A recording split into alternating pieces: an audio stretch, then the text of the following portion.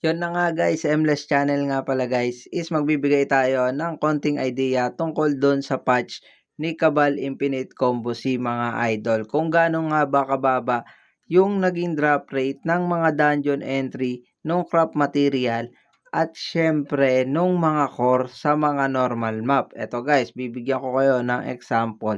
Dito lang sa Port Ruina guys. Baka sa Port Ruina tayo guys magbibigay ng example. Kasi dito guys, yung mga kaya lang talaga na i-AFK ng mga free-to-play na mabababa lang yung mga CP, mga boss, at nag-uumpisa pa lang sa kabal. Bibigyan ko kayo guys ng napakagandang example. Dito guys sa Port Ruina, naka-premium tayo, syempre. Papakita natin na wala tayong kahati. At ang mag-grind natin sa 7 oras kasi ayan, time check, saktong 12:00 na guys. Ayan, saktong 12:00 na ngayon. Siyempre ang gising ko niyan is mga 7:00 na mga bossing. Kaya ipapakita ko sa inyo kung ano lang yung malulot natin. Ayan. Yan, isa-sort natin guys, makikita nyo dyan.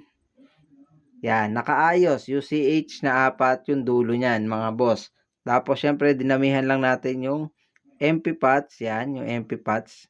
Tapos ALTS check tayo guys, ALT check. Yan. ALT check.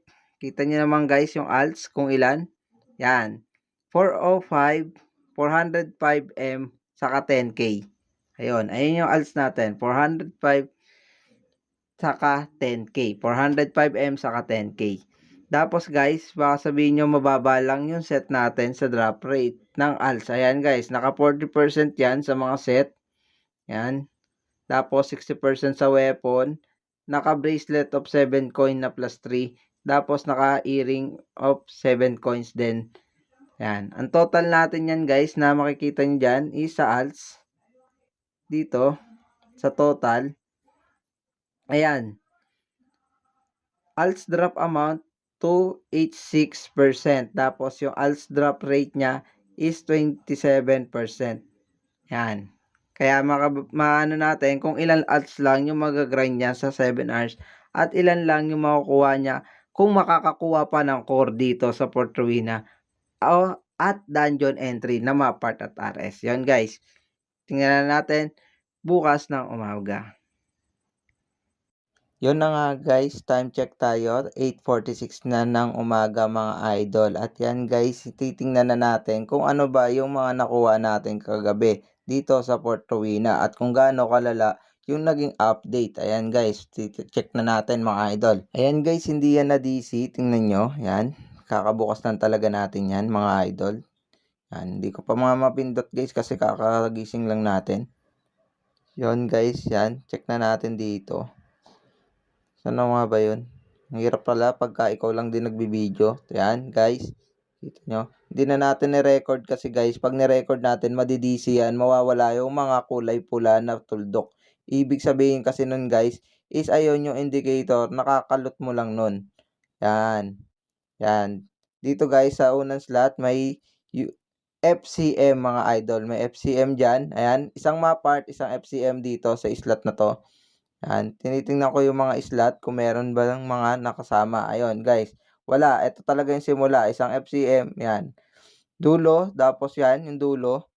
Kita nyo? Ayan, guys, yung indicator natin. Yung 4 na UCM. Ayan yung palatandaan natin kagabi. Yan, yung 4 na UCM na yan. Ayan yung palatandaan natin kagabi. Tapos, ito lang talaga yung mga nalot niya. Bukod doon sa isang FCM dun sa dito, saka isang map part, is ito lang talaga yung mga nalot niya. Ayan, itong nandito sa page na to. Ibig sabihin, binilang natin, 1, 2, 3, 4. 4 pa dito na FCM, guys. Tapos, isang map part, isang RS, ang nalot natin. Saka isang kappa. Ayun lang ang nalot natin, guys, sa magdamag, mga idol.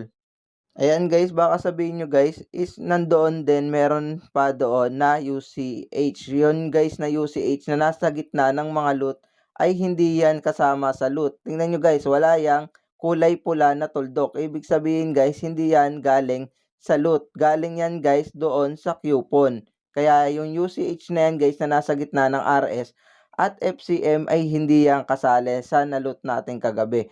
Kagaya yan ng mga coupon. Tingnan nyo yung coupon guys. Dumagdag lang yung coupon pero wala yang kulay pula kasi nga hindi naman yan galing sa loot. Nadadagdagan lang yan gamit yung superior core natin mga idol.